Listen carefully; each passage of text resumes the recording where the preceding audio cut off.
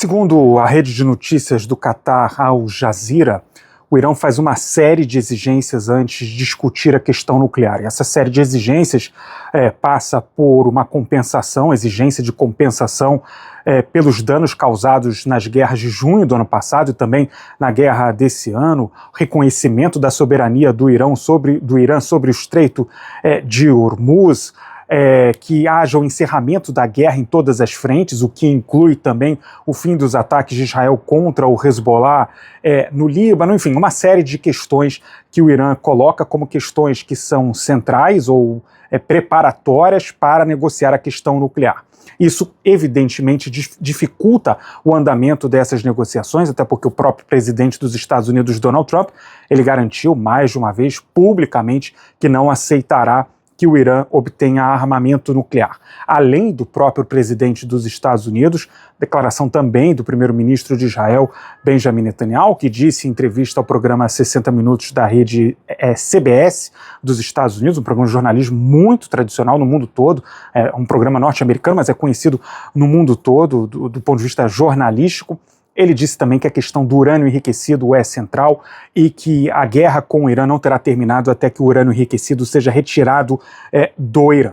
Por que essa declaração de Netanyahu é tão importante? Porque é importante lembrar que Israel está em ano eleitoral, aliás, eleições que se aproximam cada vez mais. Esse é um outro assunto que inclusive está explicado no nosso site. E Netanyahu disse claramente que o assunto não terá sido resolvido até que o urânio enriquecido seja retirado. Ao mesmo tempo, Netanyahu quer deixar claro para o público israelense que Israel conquistou vitórias importantes, que conseguiu uma vitória importante com essa guerra no Irã. Então, quando o próprio Netanyahu coloca publicamente a questão do urânio enriquecido como uma questão central às vésperas de eleições, em que ele precisará, inclusive, convencer o público israelense que não acredita na vitória sobre o Irã, segundo as pesquisas mostram, então Netanyahu coloca essa questão do urânio enriquecido como um ponto central também para que ele seja vitorioso nas eleições, para que o Likud, partido que é liderado por ele, obtenha a maior quantidade de cadeiras e, além disso, consiga novamente formar uma coalizão de mais de 61 cadeiras, de pelo menos 61 cadeiras das 120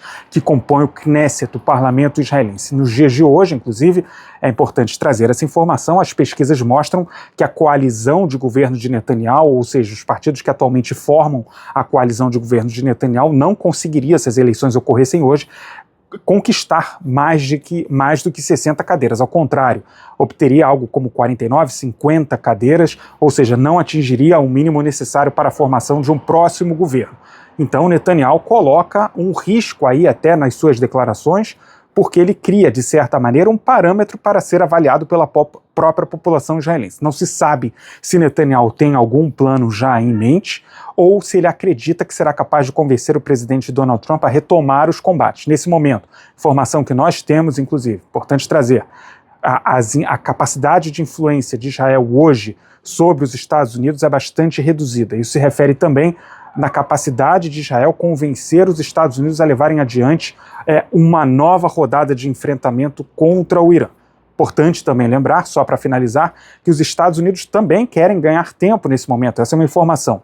Não só porque precisam reverter a tendência negativa da opinião pública interna norte-americana, que tem se mostrado não apenas contrária à guerra, como considera que o presidente Donald Trump não foi capaz de explicar de maneira muito clara por que os Estados Unidos entraram nessa guerra, mas também porque, e aqui é um elemento esportivo, mas também que compõe a geopolítica internacional, os Estados Unidos serão a principal sede da Copa do Mundo daqui a pouco, que começa daqui a um mês. Então os Estados Unidos, muito provavelmente, não querem sediar um evento dessa magnitude, o maior evento do esporte mundial, com uma guerra a correr em paralelo. Então são elementos, todos esses elementos, compõe um quadro bastante complexo e difícil de prever qualquer tipo de solução a partir de todos esses elementos que nós trouxemos por aqui.